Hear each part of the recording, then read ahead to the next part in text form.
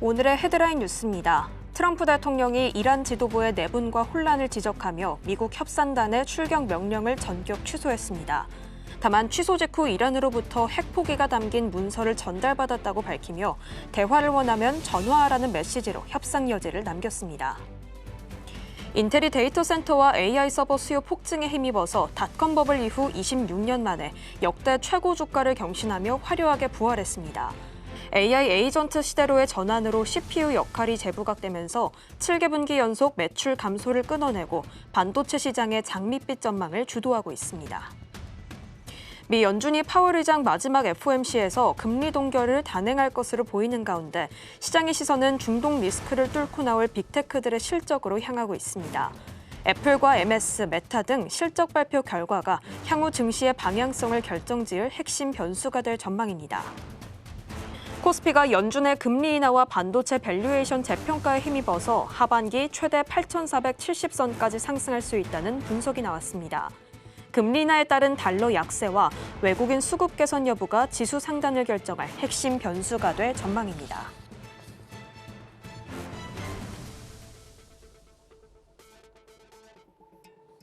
시청자 여러분 안녕하세요. 출발 증시 와이드 1부 시작합니다. 진행의 이승입니다. 지난주 우리 시장은 전쟁을 상수로 두고 실적 중심의 랠리를 이어갔습니다. 그러면서 코스피는 사흘 연속 최고치를 경신했는데요. 하지만 지난 금요일장에서는 미국과 이란 간의 협상이 좀 결렬되고 그리고 다시 대치 상황이 길어지자 코스피는 숨고르기에 들어갔습니다. 하지만 코스닥은 모처럼 강했죠. 25년 만에 1200선 위에서 안착하게 되면서 새로운 고지를 또 한 번 밟게 됐습니다. 자, 그렇다면 현지 시간 금요일 뉴욕 증시는 혼조세로 마감하기는 했지만 S&P 500과 나스닥이 나란히 사상 최고치를 경신했습니다. 이번 주에는 빅테크들의 실적과 여러 경제 지표들이 대기하고 있는 상황이라서요. 이런 것들을 소화하면서 한 주가 지나갈 것으로 보이는데요. 그렇다면 금요일장 뉴욕 증시의 마감 상황부터 살펴보도록 하겠습니다.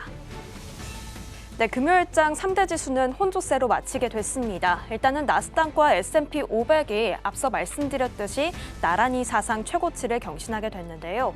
S&P 500은 0.8% 오르면서 2024년 이후 최장기 주간 랠리를 기록했고 나스닥 같은 경우에는 1.63%대의 강세로 마감했습니다.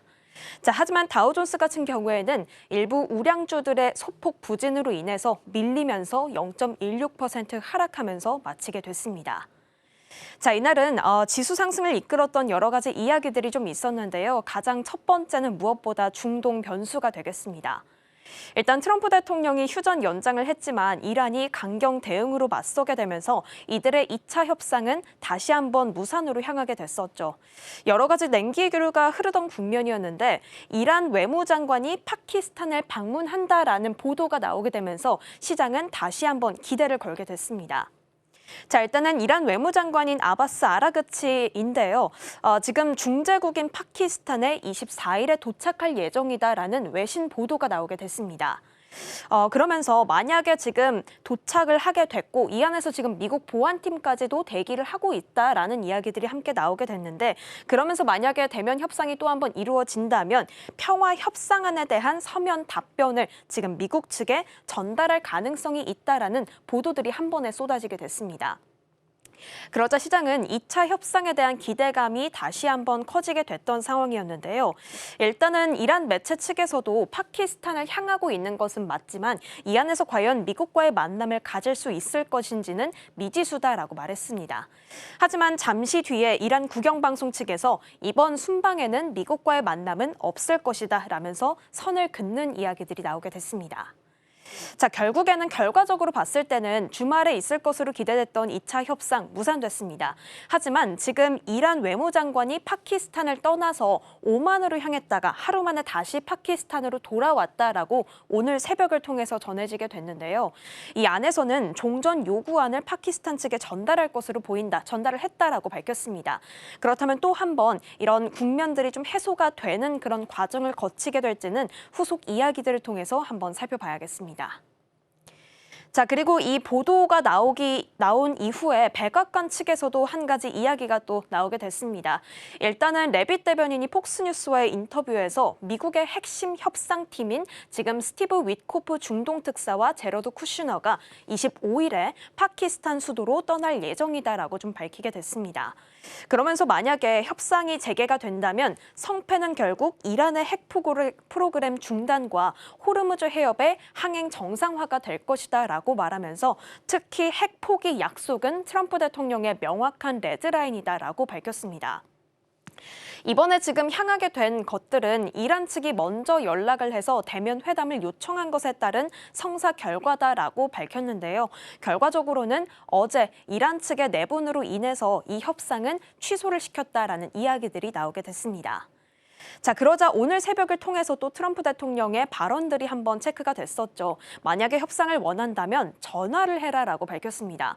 대면 협상은 그리 급하지 않게 좀 나오는 것으로 보이고요. 결국에는 트럼프 대통령은 역시나 명확한 레드라인이었던 핵 포기 약속이 이루어지지 않는다면 만날 이유가 없다라고 다시 한번 강조했습니다. 핵 포기에 대한 강경한 압박 수위를 다시 한번 높이는 모습이었습니다. 자, 그럼에도 불구하고 일단 금요일장 뉴욕 증시에서는 2차 협상에 대한 실질적인 진전이 나왔다는 데에 무게를 뒀습니다. 그러자 국제유가가 5거래일 만에 바로 하락 전환하게 됐는데요. 브렌트유는 배럴당 105달러, WTI는 배럴당 94달러까지 내려오면서 유가가 다시 한번 진정세를 보이는 양상을 나타내게 됐습니다. 자, 이러한 가운데 다음 페이지에서 이날에는 지금 재무장관의 어떤 브리핑도 있어서요. 이런 내용도 한번 체크해 보도록 하겠습니다. 국방장관입니다. 미 헤그세스 국방장관의 언론 브리핑이 있었는데요. 내용은 다음과 같습니다. 일단은 오만만부터 공해까지 미 해군은 지금 철통 같은 봉쇄를 이루고 있다라고 말했습니다. 실제로 봉쇄 조치가 일어난 이후 이란을 오가는 선박 34척은 이미 회항 조치가 이루어졌다라고 말을 했습니다. 자, 그러면서 시간은 이란 편이 아니다라면서 봉쇄망을 전 세계로 확장할 것이다라고 말하기도 했습니다.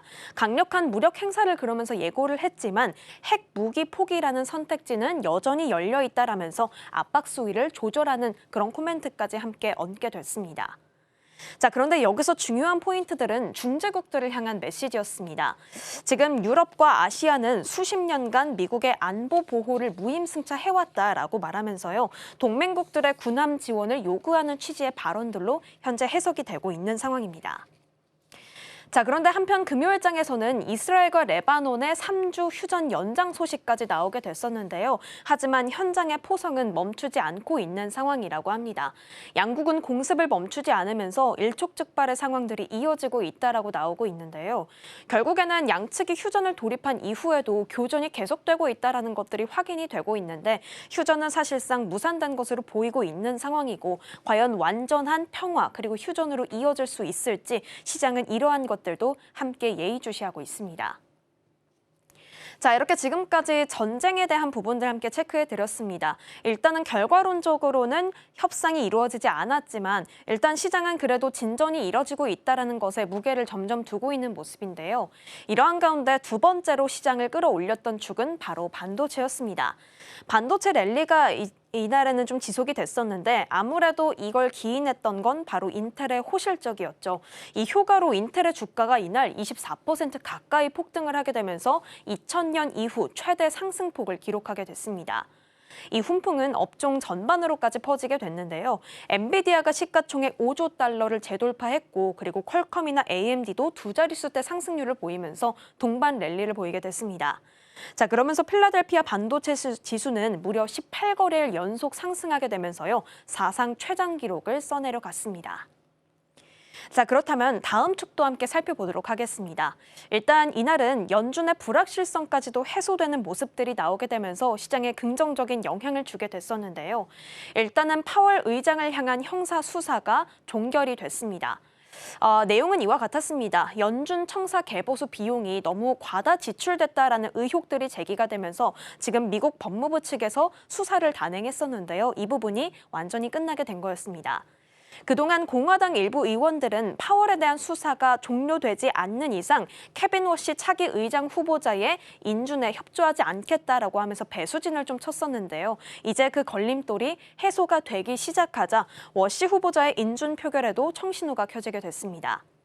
이 파월 의장의 임기는 오는 5월 15일에 종료가 됩니다. 그렇기 때문에 백악관은 임명 절차를 서두를 것으로 보이는 상황입니다. 이렇게 연준을 둘러싼 불확실성까지 해소가 되자 미 달러화 가치와 이 국채 금리는 동반 하락하는 양상을 바로 보이기도 했습니다. 자, 이렇게 전반적으로 전쟁이 계속해서 하루 걸러 하루 냉온탕을 오가고 있습니다. 그런데 이번 전쟁은 실물 경제뿐만 아니라 미국 소비자들의 심리까지도 타격을 주고 있다고 하는데요.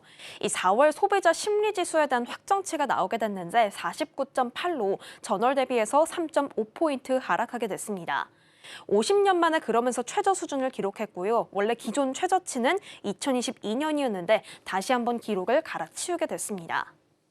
자, 가장 큰 원인은 치솟는 물가에 대한 우려겠죠. 일단은 1년 기대 인플레이션이 한 달 만에 3.8에서 4.7로 급등하게 됐습니다. 그러면서 관세 충격이 있었을 때보다 최대 상승폭을 보였다라고 하는데요. 여기에 더해서 5년 장기 인플레이션 전망 역시 3.5%로 확실히 소비자 불안감이 장기화되고 있음을 여실히 숫자로 보여주게 됐습니다. 자, 결국에는 휘발유 충격을 중심으로 한 이란 전쟁이 소비자 충격으로 이어지고 있는 흐름들이 계속해서 관측이 되고 있는데요. 결국 관건은 공급망이 해소돼야 된다는 점, 그리고 에너지 가격이 안정화돼야 된다는 것들이 되겠습니다. 이러한 실질적인 변화 없이는 침체되어 있는 소비자 심리를 되살리기에는 역부족이다라는 진단들이 나오고 있습니다. 자, 그렇다면 다음 장으로 넘어가 보도록 하겠습니다. 이번 주에는 아무래도 시장은 빅테크들의 실적 그리고 여러 가지 경제 지표들을 소화하면서 바라보면서 한 주가 또 지나갈 것으로 보이는 상황인데요. 일단은 4월 FOMC 회의가 열릴 것으로 예상이 되고 있습니다. 일단은 이 안에서 항상 시장이 주목했던 거는 금리에 대한 메시지지만 이번에는 동결 관측이 좀 지배적인 상황이어서요. 금리에 대한 이야기보다는 이 파월 의장의 입을 통해서 과연 유가나 물가 관련 코멘트가 어떻게 나올지가 핵심 포인트가 되고 있습니다. 자, 이뿐만 아니라 4월 29일부터 30일까지는 알파벳이나 메타, 마이크로소프트, 아마존, 애플까지 빅테크들의 실적이 대기하고 있는 상황입니다. 그렇다면 이번 실적을 통해서 다시 한번 AI 내러티브가 견고하게 찍히게 될지, AI에 대한 투자나 활용이 여전히 우리에게 심리적인 안도감을 주게 될지 이런 것들도 확인하는 게 이번 주의 키가 되겠습니다. 자, 그렇다면 특징주들의 흐름도 함께 살펴보도록 하겠습니다. 먼저 알파벳을 가지고 왔는데요. 일단은 구글이 엔트로픽에 최대 400억 달러 투자를 단행했다라는 소식들이 좀 들려오게 됐습니다. 이미 이전에는 100억 달러 자금을 유치한 바가 있는데 여기에 더해서 향후 성과에 따라서 300억 달러를 추가 투입하겠다라고 밝힌 상황입니다. 중요한 것은 인프라 협력인데요. 이 구글 클라우드는 향후 5년간 원전 5기에 달하는 5기가와트 규모의 연산 용량을 제공하기로 했다라는 부분들도 우리가 함께 체크해 봐야 될 포인트가 되겠고요. 그러면서 알파벳은 1.63달러 상승하면서 마감했습니다. 자, 다음은 커포트 시스템즈 USA입니다. 냉난방 시스템 업체인데요. 실적 발표가 1분기에 나오게 됐습니다. 일단은 실적 발표는 호조였습니다. 그리고 배당 인상 발표 소식까지 함께 나오게 됐었는데요. EPS는 10.51달러, 매출 같은 경우에는 28억 7천만 달러로 시장 예상치를 웃돌기는 했습니다만 결국에는 매물들이 좀 출회가 되면서 2%대의 하락으로 마감했습니다. 자, 그렇다면 마지막으로 히트맵의 흐름도 함께 체크해 보도록 하겠습니다. 일단은 전반적으로 혼조세가 깃든 것으로 보이는 가운데 역시나 주목할 만한 건 반도체들 중심으로 한 강세가 되겠습니다. 특히나 인텔의 호실적 발표 이후에 전반적으로 업종에게 훈풍이 좀 퍼지는 영향들이 나오게 됐는데요. 엔비디아가 그러면서 4%대의 상승률을 기록했습니다. 앞서 언급드렸지만 시총 5조 달러를 재돌파하게 되면서요. 지난 10월 29일 이후 6개월 만에 다시 한번 이 기록을 쓰게 됐습니다. 자, 이어서 AMD도 한번 살펴보도록 하겠습니다. 14% 가까운 급등세를 보이게 됐었는데요. 역시나 인텔의 호실적이 좀 기인을 해줬습니다. 그러면서 투자 의견 상향 소식까지 AMD 안에서 나오게 됐었는데요. 만약에 인텔이 강한 실적을 보이게 된다면 AMD CPU 산업은 본격적인 성장 신호를 보일 것이다라는 평가와 함께 투자 의견 올라갔다라는 점 함께 체크해 보시면 좋겠습니다. 자, 이어서 알파벳도 함께 짚어드리도록 하겠습니다. 앞에서 살펴봤던 내용이지만요. 엔트로픽 투자 소식으로 인해서 시장은 이 AI 동맹을 호재로 받아들이게 됐습니다. 1.63% 상승했고요. 이어서 메타 같은 경우에는 2%대의 상승세를 보여줬는데 메타 같은 경우에는 아마존 CPU까지 손을 뻗게 됐습니다. 지금 아마존의 CPU인 그래비톤을 수천만 개 도입했다라는 소식이 들려왔는데요. 하지만 이 소식을 발표한 전날에는 이 메타 같은 경우에는 이 10%의 인력 감축 구조 조정을 단행했다는 소식도 함께 나왔지만 일단은 2%대의 상승으로 마감하는 양상을 보였습니다. 자, 여전히 시장은 계속해서 중동 노이즈로 좀 눌려가면서 좀 지나가고 있습니다. 양측은 계속해서 이번 주에도 신경전을 벌일 것으로 예상이 되고 있는데요. 그래도 이란 측에서 좋은 제안을 했다라는 이야기도 나오는 만큼 그리고 이번 주에 여러 가지 이벤트들이 대기하고 있는 만큼 과연 이번 주에도 시장은 전쟁을 상수로 두고 실적의 무게중심을 옮겨가는 한 주가 될지 함께 살펴봐야겠습니다. 자, 그렇다면 오늘 펼쳐질 국내 증시의 흐름도 궁금한데요. 신앵커, 오늘 국내 증시에서는 어떤 투자 포인트 살펴볼까요? 네, 우선 전거래 국내 증시부터 살펴봐야 할 것 같습니다. 혼조세를 보였는데요. 코스피는 보합권, 코스닥은 상승불을 켰습니다. 눈에 띄는 건 코스닥이었습니다. 보시다시피 코스닥 쪽에서 1200선에 마감을 지었는데 1200선 돌파 자체가 25년 만에 찾아온 순간이었다고 합니다. 자세한 소식 조금 있다가 제가 말씀드리도록 하겠습니다. 일단 코스피부터 살펴보겠습니다. 코스피 쪽에서 6,475포인트 선에서 마감을 했는데 장중에 6,500까지 올라오기는 했지만 조금은 낙폭을 보이게 되면서 보합권에 아쉽게 마감이 됐습니다. 눈에 띄었던 점은 외국인 쪽에서 거의 2조 원 가까이 팔아치우는 모습을 보였다라는 건데요. 반면에 기관과 개인 쪽에서 그래도 수급이 들어와 줬기 때문에 방어를 할 수가 있었습니다. 그리고 이때 빠져나갔던 수급들이 코스닥으로 쏠린 걸까요? 코스닥 쪽에서는 수급이 외국인 쪽에서 7천억 원 가까이 매수 우위를 보일 수가 있었습니다. 개인과 기관 쪽에서 조금은 팔자세가 나왔지만 외국인 쪽에서 워낙 많이 들어와 줬기 때문에 이 코스닥 쪽의 강세가 돋보이는 하루였는데요. 그렇다면 그 이유가 뭔지 시장의 분위기 함께 파악해 보도록 하겠습니다. 먼저 첫 번째로는 외국인은 한국을 판 게 아니라 시장을 갈아탔다라는 부분입니다. 이게 어떤 의미냐? 사실 코스피 시장에서 외국인이 2조 원 가까이 매도 행렬을 보였다라는 것은 조금 우려스러운 분위기이긴 합니다. 그렇지만 외국인들이 코스닥 쪽에 들어왔다라는 부분, 특히 반도체 소부장 그리고 바이오, 성장주로 자금이 유입됐다라는 부분이 굉장히 긍정적인데요. 삼성전자, SK하이닉스, 현대차 같은 대형주는 팔고 다시 한번 코스닥 쪽으로 들어오게 되면서 수급 재배치가 일어났다라고 시장은 평가하고 있습니다. 그리고 두 번째로 본다면 코스피의 방어의 질 그리고 코스닥의 상승의 질은 달랐다라는 부분인데요. 그러니까 코스피 기관 쪽에서 순매수한 흐름을 보게 된다면 금융투자의 단독 성격이 강했습니다. 그러니까 이 장기 자금 성격의 주체들이 대체로 소극적인 반응을 보이게 되는데 이런 소극적인 유입이 들어오게 됐고 반면에 코스닥 쪽에서는 금융투자뿐만 아니라 사모, 투신, 연기금 같은 비교적 다양하게 수급이 유입이 되면서 기관 쪽에서는 그래도 상승의 확산이 성격이 있었다라고 시장은 평가를 하고 있습니다. 그러니까 코스피에서는 방어의 성격으로 기관이 들어왔고 코스닥에서는 확산의 성격으로 들어왔다라고 정리를 해볼 수가 있겠습니다. 그리고 세 번째 눈에 띄었던 점은요. 매크로에 부담이 있었다라는 겁니다. 환율이 내리지도 않았고요. 유가도 내리지도 않았습니다. 환율은 1,484선까지 올라왔고 국고채 3년, 10년 금리까지도 상승하는 움직임이 전거래일에 나타났습니다. 그럼에도 불구하고 외국인이 코스닥 쪽에서 이렇게 들어오게 됐다라는 것은 이제 정말 순환매 장세가 오는 게 아니냐 하는 기대감까지 나오고 있는데요. 전력 인프라, 원전, 반도체 그리고 이 코스닥 쪽에 성장세가 나타나게 되면서 이제 테마에 더 민감해져야 할 때인가 그리고 수급에 더 민감해져야 할 때인가라는 생각이 드는 하루였습니다. 이렇게 전거래일의 시장 흐름 전반적으로 살펴봤는데요. 특히 코스닥의 성장세를 이끌었던 섹터 하나 살펴보도록 하겠습니다. 다음 장으로 넘어가 보겠습니다.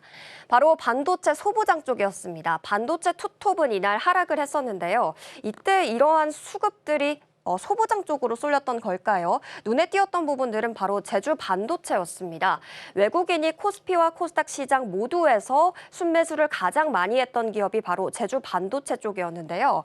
온디바이스 AI 시장이 개화되게 되면서 설계나 패키징 역량이 두각을 받아가고 있는데 특히 제주 반도체의 활약이 대단했습니다. 이쪽에서 18%의 강세 움직임이 체크가 됐고 SFA 반도체 또한 22%의 강세를 보였습니다.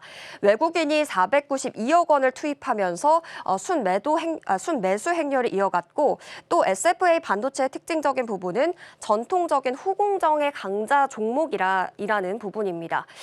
이 부분에 대해서 하나씩 짚어보겠습니다. 반도체 수급의 반도체 소부장 쪽에 대한 흐름이 감지가 됐는데 일단 첫 번째는요.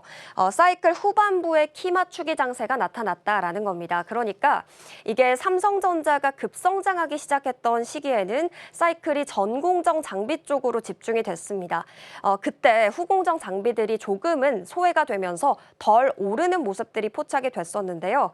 그런데 그것들을 외국인들이 파악을 했던 걸까요? 이번에 후공정 장비 쪽으로 많이 들어오게 됐습니다. 특히 패키징과 포장 쪽으로요. 이쪽에 대한 수급이 들어와 주면서 소부장의 활약이 눈에 띄었고 두 번째 쪽으로 본다면 검사 장비였습니다. AI 반도체에 대한 관심도가 높아지고 있고 이 AI 반도체를 만드는 것 자체가 굉장히 중요해지고 있는데 단가가 매우 높기 때문에 처음 만들 때 잘 만드는 게 굉장히 중요합니다. 그렇기 때문에 이 단 하나의 칩이라도 불량이 나지 않게 테스트하는 과정이 정말 필수적이고 중요한 핵심적인 과정이다라고 보시면 되겠는데 이것을 할 수 있는 테스트 장비 쪽의 수급이 이날 많이 들어와 줬습니다. 고영에서 상한가를 달성하는 흐름도 우리가 파악할 수가 있었는데요. 검사 장비 매출 신기록이 여기서 나왔고요. 그리고 뇌수술 로봇이라고 많이 알고 계실 겁니다. 그런데 이번에 반도체 품질 검사 쪽에서 실적이 너무나 잘 나왔기 때문에 이에 대한 기대감이 전거래일에 반영이 됐습니다. 그리고 ALT와 테크윙 쪽에서도 많은 상승세가 나타났습니다. ALT 쪽에서는 26%, 테크윙 쪽에서는 12%의 상승 흐름이 체크가 됐는데요. 시스템 반도체와 HBM 테스트 사업을 하는 기업들입니다. 공정 난이도가 너무나 상승하다 보니까 일단 테스트를 하는 기업들의 단가 자체도 올라가게 됐는데 이러한 수혜를 받아가게 되면서 이날 외국인들이 특히 많이 담게 됐습니다. 그렇다면 세 번째 쪽으로 한번 넘어가 보겠습니다. 반도체 소부장으로 집중이 됐던 이유 세 번째, 바로 패러다임이 바뀌었기 때문입니다. 그러니까 작게 만드는 것보다 이제 잘 쌓는 것이 중요해지는 시대가 됐습니다. 많이 들어보셨을 겁니다. 마이크로칩, 그리고 2나노, 3나노, 이제 나노의 세계가 다가오게 됐는데 작게 만드는 건 너무나 잘하고 있고 이미 거의 한계에 다다른 상황입니다. 원자 단위까지 작게 이미 만들어졌기 때문에 더 작게 만드는 데는 한계가 따르고 있습니다. 그런데 계속해서 칩에 대한 성능은 올라가기를 시대는 바라고 있죠. 결국에 우리가 택해야 되는 건 높이 쌓는 것밖에는 없을 겁니다. 그래서 HBM이 강세를 보이고 있는 거고요. 그렇기 때문에 이종 집적이라는 기술이 굉장히 중요해지고 있는데요. 이 기술 자체를 후공정 장비들이 잘 해내고 있기 때문에 이쪽으로 더욱더 수급이 쏠리는 것이다라는 분석도 나오고 있습니다. 특히 최근에 지난주에 나왔던 SK하이닉스의 영업이익률 쪽에서도 72%가 나오면서 굉장히 좋은 실적을 보여줬고 특히 HBM 쪽에서 이 수익을 가져올 수가 있었기 때문에 앞으로 이 반도체 투톱 그리고 SK하이닉스 쪽에서 나올 수 있는 반도체 낙수 효과를 후공정 업체들을 중심으로 소부장 업체들이 받아갈 것이다라는 기대감까지 확인할 수가 있었습니다. 네, 이렇게 반도체 소부장 쪽의 섹터 한번 만나봤는데 또 한 번 오른 다른 섹터가 있습니다. 다음 장에서 확인해 보도록 하겠습니다. 네, 바로 K뷰티가 다시 한번 돌아왔다라는 건데요. 참 화장품주에 있어서 오르락 내리락 하다가 드디어 한번 빛을 보는 것 같습니다. 제가 화장품주를 생각해 봤을 때 작년 12월쯤에 굉장히 많이 올랐고 그리고 시장의 거의 주도주 역할을 했던 것으로 알고 있거든요. 그런데 드디어 이제 그 시간이 오지 않았나라는 생각이 듭니다. 실적이 잘 찍혔기 때문인데요. 피크 아웃에 대한 우려가 이것으로 인해서 불식이 됐다라고 합니다. 하나씩 짚어보겠습니다. 올해 1분기 화장품 수출액이 31억 달러가 나오게 됐는데요. 거의 우리 돈으로 친다면 4조 5천억 원이 나온 겁니다. 역대 최대치가 나오게 된 거고요. 4월 초순의 수출 데이터, 그러니까 이번 달 데이터까지 확인을 해봤을 때도 역대 최대치가 나왔습니다. 통상적으로 뷰티 업계 그리고 화장품 업계 쪽에서는 1분기 실적이 가장 낮게 나옵니다. 그런데 이 정도로 잘 나왔다라는 건 올해 수출은 대체 얼마나 잘 나올 수가 있을까요? 이 부분 우리가 기대를 해볼 수가 있겠고요. 그래서일까요? 시장에서 연간 수출 증가율 전망치를 20% 이상으로 상향하는 움직임도 체크가 됐습니다. 기대감이 계속해서 커가고 있는 거고, 우리가 또 짚어봐야 될 부분이 바로 계절적인 요인입니다. 이게 실제로 시장에서 반영이 되고 있는 건데요. 여름이 되면 더워지고 우리는 그 뜨거운 햇빛을 방어하기 위해서 자외선 차단제를 바르게 됩니다. 여기에서 굉장히 실적이 잘 찍히게 된다고 해요. 2분기부터 이런 하절기 제품의 수요가 급증하기 때문에 계절적인 호혜도 뷰티업계에서 받아갈 수 있을 것이다라는 기대감이 여기에서 나오고 있습니다. 자, 그리고 앞으로의 또 질적인 변화 부분도 한번 짚어보겠습니다. 첫 번째로 친다면 인디 브랜드가 성장하고 있다는 겁니다. 아마 여러분들이 몸으로도 체감하실 수가 있을 것 같은데요. 올리브영에 갔을 때 아모레 퍼시픽 같은 대형 화장품들은 많이 찾기가 어려운 상황입니다. 이제 인디 브랜드 쪽으로 조금 더 시장이 옮겨가는 느낌인데요. 과거에는 대기업 중심 그리고 중국에 대한 수출에 의존했던 시장이었다면 이제는 인디 브랜드들이 미국과 유럽 시장에 서구권 시장을 진출하기 시작했습니다. 굉장히 긍정적인 움직임이고요. 두 번째로 한다면 일단 아마존에서 이 실적이 드러나고 있습니다. 톱 100이 있는데 한국 제품이 28개가 있습니다. 그런데 여기에서 상당수가 인디 브랜드, 그러니까 중소 브랜드라고 합니다. 우리가 잘 알고 있는 메디큐브, 아누아 같은 기업들이 있다고 해요. 자, 그리고 전거래일에 정말 엄청난 상승세를 보였던 종목들입니다. 본느나 뷰티스킨 같은 기업들이요. 상한가를 달성했는데 히어로 제품을 보유했거나 유통망이 강한 스몰캡을 가지고 있는 기업들 쪽으로 수급이 많이 옮겨붙은 것도 우리가 확인할 수가 있었습니다. 자, 그리고 두 번째로 외국인 낙수 효과가 일어나고 있다는 건데요. K-팝, K-컬처가 정말 눈에 띄게 성장하면서 요즘 길거리에 외국인들 참 많이 보입니다. 그런데 이 외국인들이 꼭 한국을 방문했을 때 찾는 곳이 있다고 합니다. 바로 올리브영인데요. 이 올리브영에서 화장품을 구입하는 외국인들이 늘어나다 보니까 이 내수 자체가 거의 수출 실적처럼 성장주로 재평가되는 움직임까지 확인이 되고 있습니다. 그리고 세 번째로 본다면 대형주도 이 기회를 놓치지 않고 있다는 겁니다. 대형주가 이제 중국에 의존하는 시장에서 벗어나서 다시 한번 북미권 그리고 유럽권을 다시 한번 재도약하려는 움직임도 나타나고 있고요.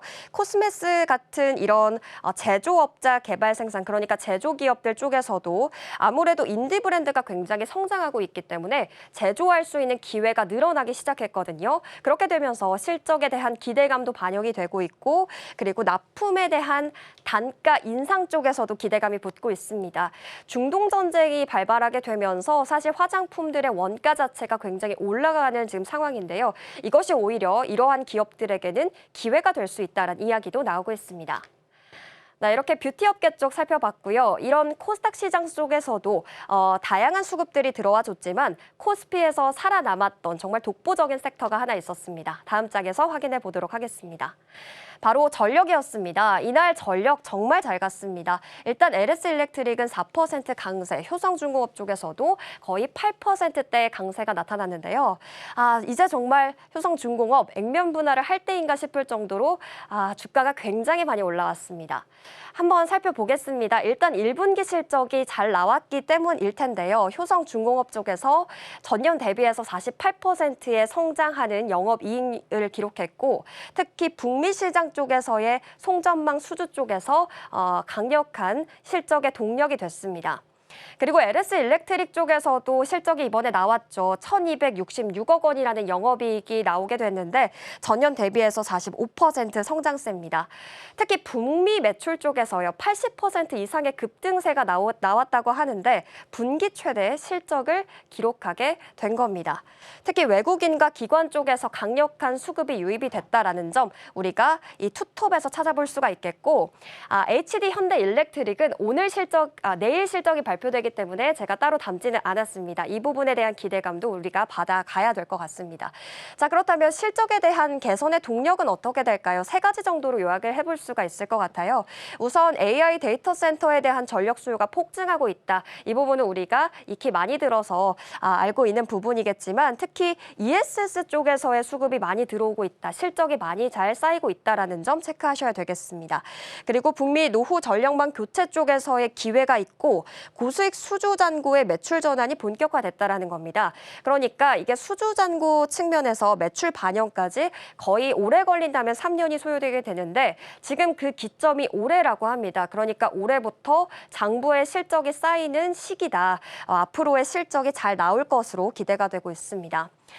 제가 또 전력 ETF 관련된 이야기를 가지고 왔는데 너무 상승률이 좋아서요. 한번 가지고 와봤습니다. 코덱스의 AI 전력 핵심 설비가 올해 들어서 97% 그러니까 98% 가까운 성장률을 기록하고 있습니다. 최근 한 달 동안에는 거의 40% 가까이 상승을 했고요. 그리고 하나로 전력 설비 투자 쪽에서도 이에 가까운 상승률을 기록하고 있습니다. ETF 쪽에서도 전력 설비 관련해서 너무나 수익률이 잘 나오고 있기 때문에 정말 우리가 이것을 장기적인 측면으로 접근해야 될지 살펴보셔야 되겠습니다. 그리고 마지막으로 일정 체크 한번 해보겠습니다. 일단 오늘 하나오션의 실적이 발표가 되고요. 그리고 오늘 제가 말씀드렸던 HD 현대일렉트릭의 실적 발표가 있습니다. 이번 주 다양한 국내 기업들의 실적 발표가 있고 특히 미국 쪽에서는 빅테크 M7의 실적 발표까지 있는 날인 만큼 이번 주의 흐름 계속해서 지켜보셔야 되겠습니다. 지금까지 마켓 클로즈업이었습니다.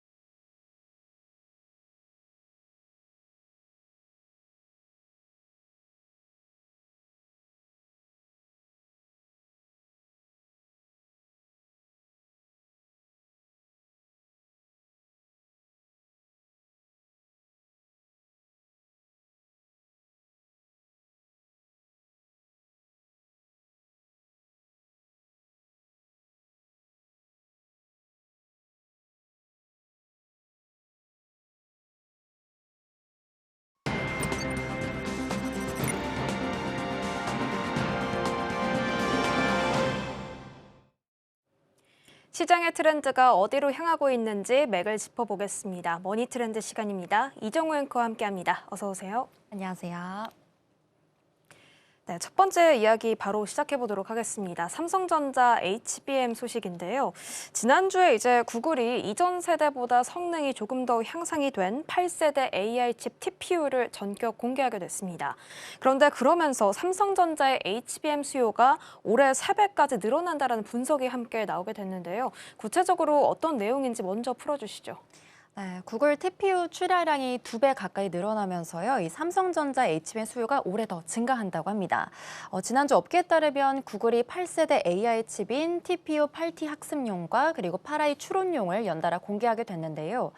추론용 TPU 8i에 탑재되는 HBM3 용량이 전작 7세대 아이언 우드보다 1.5배가량 늘어나게 됐습니다. 뱅크 오브 아메리카 등 구글 TPU 올해 출하량을 460만 개로 전망했는데요. 있는데요. 지난해 230만 개에서 2배 가까이 늘어나게 되는 건데 단순 계산을 해봤을 때 구글의 HBM 수요가 올해 3배 가까이 증가하게 되는 겁니다. 삼성전자는 지난해 구글 TPU 내에서 HBM 공급 점유율이 60%에 달하게 됐는데 이렇게 TPU 출하가 2배 가까이 늘어나게 된다면 삼성전자의 HBM 공급도 그만큼 확대가 되는 구조라고 볼 수 있습니다. KB증권은 AI 시장이 26년도부터 학습 중심에서 추론으로 빠르게 변화하고 있고 이에 따라 AI 생태계도 엔비디아 중심에서 구글 등으로 다변화될 것이라고 내다보고 있는데요. 이 흐름이 삼성전자의 구조적인 수혜로 이어질 것이라는 분석이 나오고 있습니다. 그래서 결론적으로 구글의 AI 인프라 확장이 이렇게 삼성전자 HBM 수요를 직접 끌어올려주는 선순환 구조가 만들어지고 있습니다. 네, 결국에는 이 구글의 TPU 확장이 삼성에게는 또 다른 기회가 된다라고 좀 정리해 볼 수가 있겠습니다. 자, 그런데 최근에는 SRAM이라는 메모리도 함께 주목을 받고 있다고 하는데요. 최근에 AI 트렌드가 이제 학습에서 추론으로 무게중심을 옮기게 되면서 이 SRAM 또한 삼성전자에게 또 다른 기회가 될 수 있다라는 분석이 함께 나왔는데 이거는 어떤 이야기인가요? 네, AI 추론 수요가 늘면서요. 이제는 SRAM이 HBM에 이어서 차세대 기회로 떠오르고 있습니다. SRAM은 데이터 처리 속도가 매우 빠른 메모리인데요. AI 칩 내부의 캐시 메모리로 사용되어지고 있습니다. HBM과 다르게 칩 내부에 직접 설계가 돼서 AI 추론 성능을 강화하는 핵심 부품이라고 볼 수 있겠고요. 그동안 사실 일반 D램보다 면적이 넓고 제조 단가가 높기 때문에 제한적으로만 활용이 됐는데요.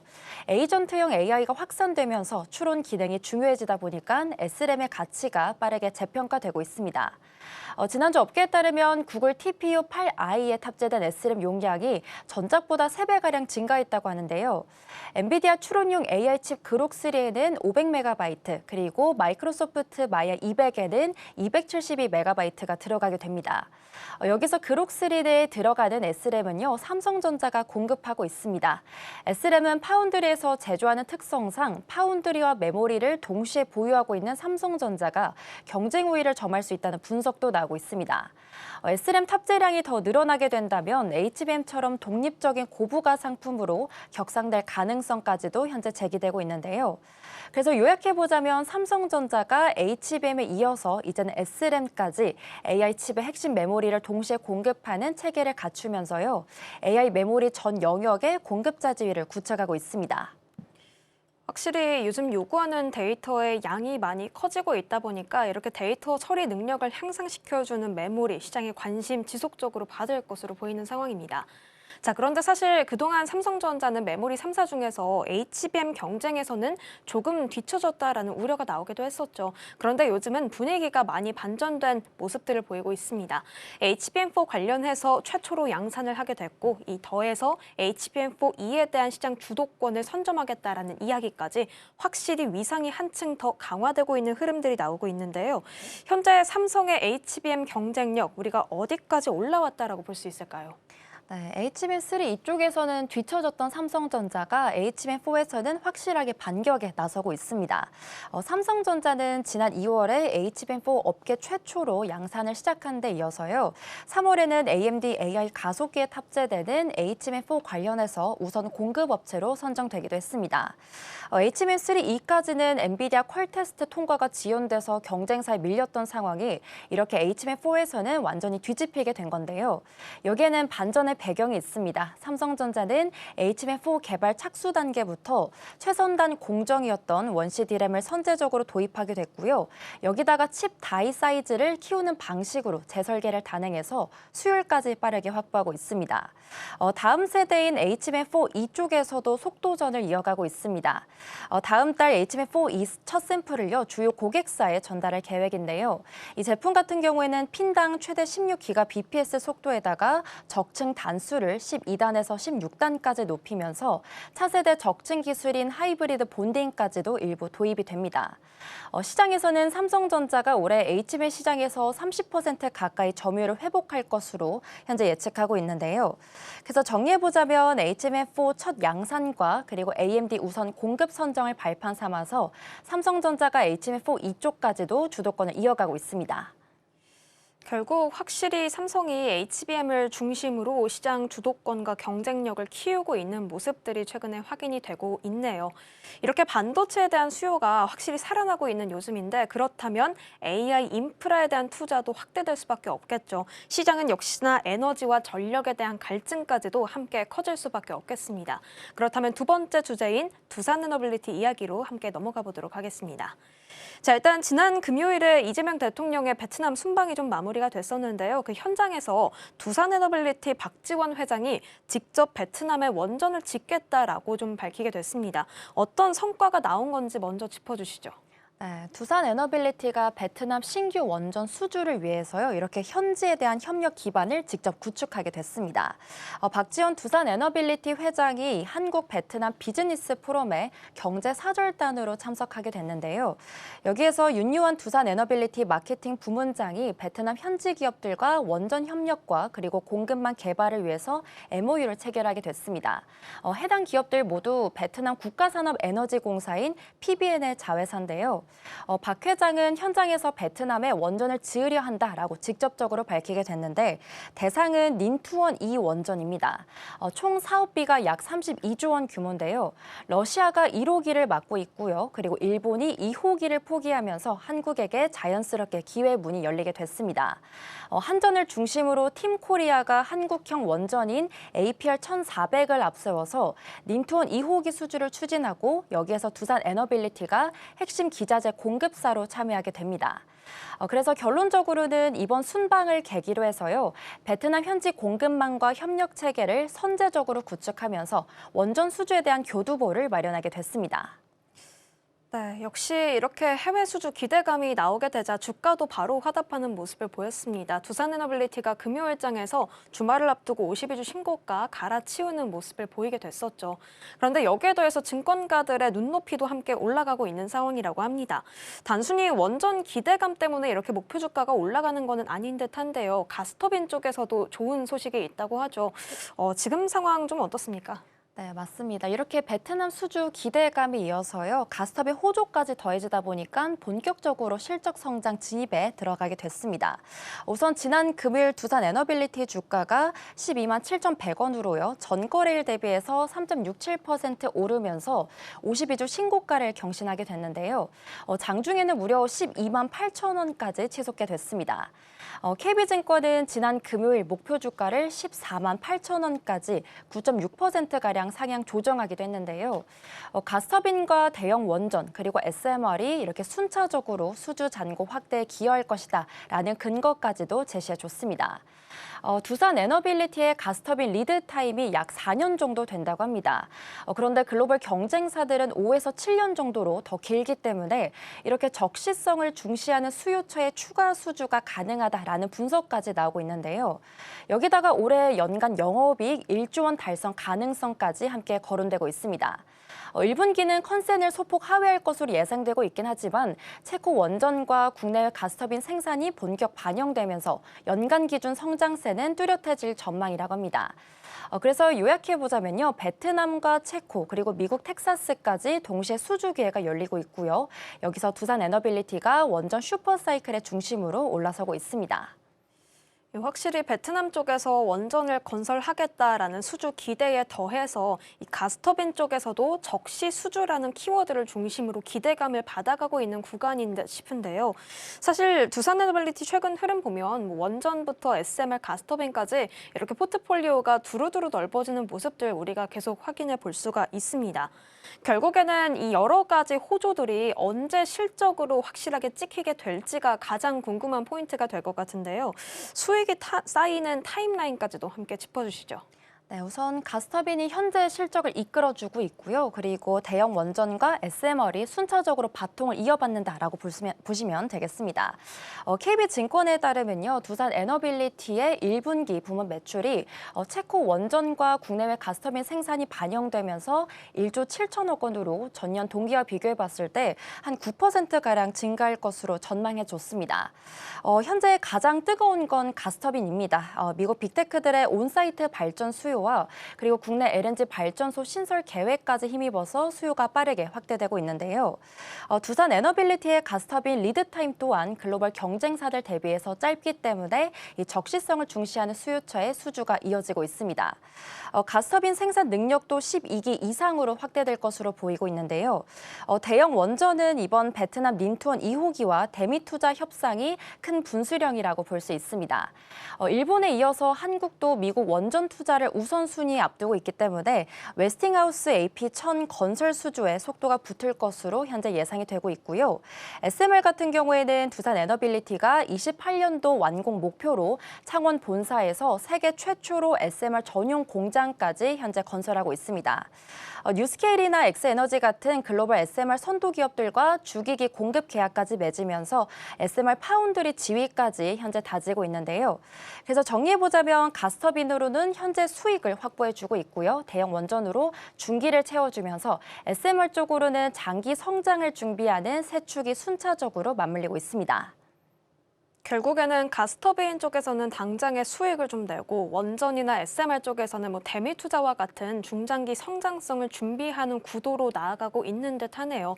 일단은 이번 주에 두산에너빌리티의 실적 발표까지 좀 예정이 되어 있는 상황인데 올해 1분기 실적은 시장 기대를 당장은 좀 충족하지 못할 것으로 예상이 되고 있습니다.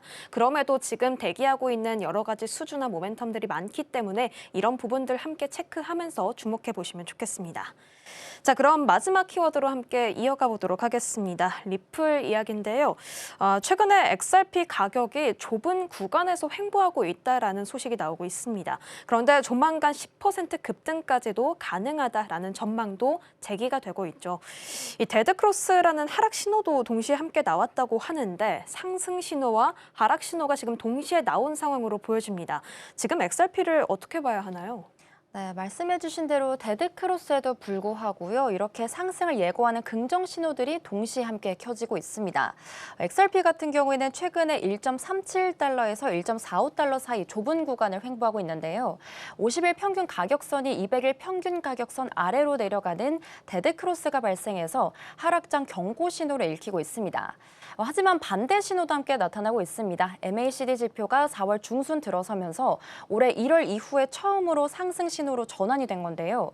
지난 1월 같은 신호가 나왔을 때 XRP 가격이 7일 만에 25% 올라서 2.4달러까지 치솟은 바가 있습니다. 가격이 떨어질 때마다 바닥이 이전보다 높아진 흐름도 긍정적인 신호를 읽히고 있습니다.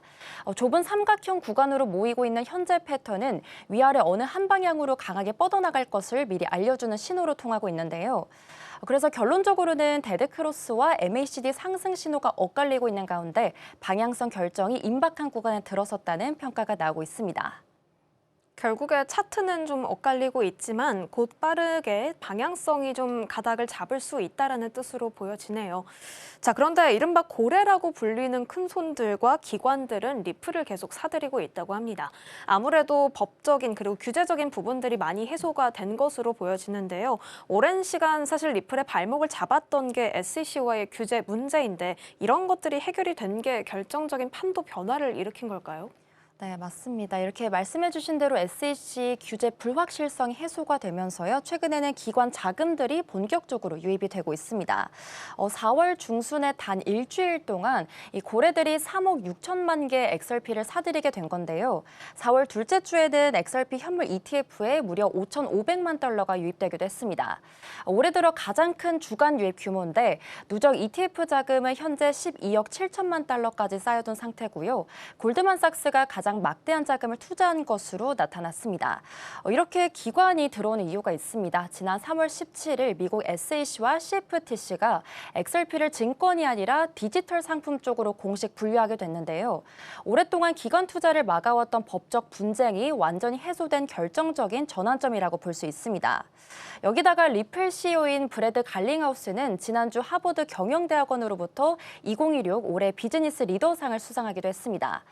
기관 투자자들의 관심이 아직 가격에 충분히 반영되지 않았다고 직접 진단하기도 했는데요.